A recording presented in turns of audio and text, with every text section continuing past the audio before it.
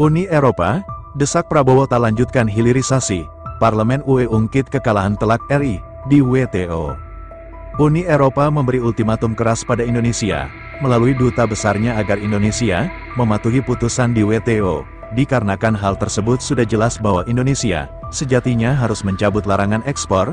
Benar-benar geger, Uni Eropa, UE, meluncurkan siasat baru untuk melawan aksi pemerintahan Indonesia yang mengajukan banding atas kekalahan gugatan di Organisasi Perdagangan Dunia, World Trade Organization, WTO, perihal larangan ekspor biji nikel ke luar negeri. Siasat baru Uni Eropa adalah tentang konsultasi, penggunaan peraturan penegakan atau enforcement regulation. Dalam situs resmi Uni Eropa atau European Union, EUROPA, dikatakan bahwa langkah pembentukan enforcement regulation itu setelah Indonesia mengajukan banding laporan ke WTO atas kekalahan gugatan beberapa waktu yang lalu atas aksi anyar Uni Eropa itu. Pemerintah melalui staf khusus Menteri Perdagangan, Bara Krishna Hasibuan buka suara. Ia menjelaskan bahwa enforcement regulation adalah suatu mekanisme internal Uni Eropa untuk berkonsultasi kepada seluruh stakeholder, baik pemerintah negara-negara di Uni Eropa, maupun industri pengguna bahan baku biji nikel dari Indonesia, khususnya industri baja di Eropa.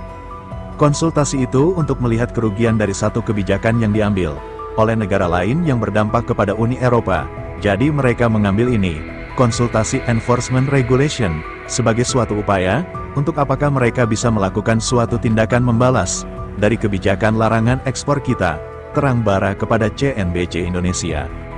Sebagaimana diketahui, pada tahap pertama gugatan Uni Eropa di WTO, Indonesia dinyatakan kalah, namun Indonesia mengajukan banding gugatan tersebut pada akhir tahun 2022. Banding gugatan menjadi satu mekanisme yang diperbolehkan di WTO. Alhasil, keputusan pertama atau kekalahan Indonesia dalam gugatan Uni Eropa di WTO tidak mengikat. Artinya, Indonesia masih bisa melaksanakan kebijakan larangan ekspor biji nikel. Selama belum ada keputusan dari majelis banding, maka keputusan di tingkat pertama itu tidak mengikat atau non-banding, jadi Indonesia bisa terus dengan kebijakan itu dan itu yang mereka tidak bisa terima. Mereka maunya itu setelah ada keputusan tingkat pertama Indonesia menyerah dan merubah kebijakan dalam arti kita mencabut larangan ekspor ban untuk komoditi nikel itu, ungkap Bara.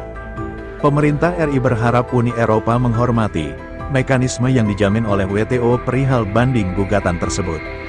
Lewat enforcement regulation, mereka, Uni Eropa, hanya ingin membalas dari kebijakan kita yang membanding gugatan, larangan ekspor secara total yang menimbulkan kerugian pada industri mereka.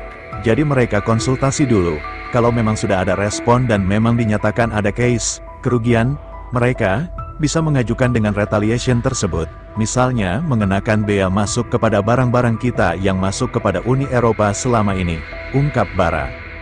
Sebelumnya, dalam kebijakan enforcement regulation yang diterbitkan Uni Eropa, para pemangku kepentingan UE memiliki waktu untuk memberikan pandangan mereka tentang penggunaan enforcement regulation dalam kasus ini. Adapun tindakan yang bisa dilakukan ini dapat mencakup pengenaan bea atau pembatasan kuantitatif pada impor, ekspor. Peraturan penegakan Uni Eropa memungkinkan untuk menegakkan kewajiban internasional yang telah disetujui oleh sesama anggota WTO ketika perselisihan perdagangan diblokir. Meskipun UE telah berupaya untuk mengikuti prosedur penyelesaian perselisihan dengan itikat baik, ungkap Uni Eropa dalam situsnya. Pada saat yang sama, UE akan melanjutkan upaya untuk mencapai solusi yang disepakati bersama atas sengketa biji nikel tersebut, termasuk terus mengajak Indonesia untuk bergabung dalam Multi-Party Interim Appeal Arrangement, MPIA, terang situs tersebut. Uni Eropa memberi ultimatum keras pada Indonesia, melalui duta besarnya agar Indonesia mematuhi putusan di WTO, dikarenakan hal tersebut sudah jelas bahwa Indonesia sejatinya harus mencabut larangan ekspor. Benar-benar geger, Uni Eropa, UE, meluncurkan siasat baru untuk melawan aksi pemerintahan Indonesia yang mengajukan banding atas kekalahan gugatan di Organisasi Perdagangan Dunia, World Trade Organization, WTO, perihal larangan ekspor biji nikel ke luar negeri. Siasat baru Uni Eropa adalah tentang konsultasi, penggunaan peraturan penegakan atau enforcement regulation.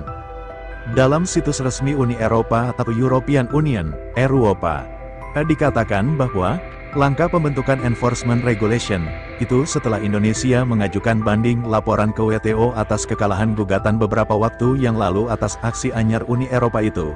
Pemerintah melalui staf khusus Menteri Perdagangan, Bara Krishna Hasibuan buka suara.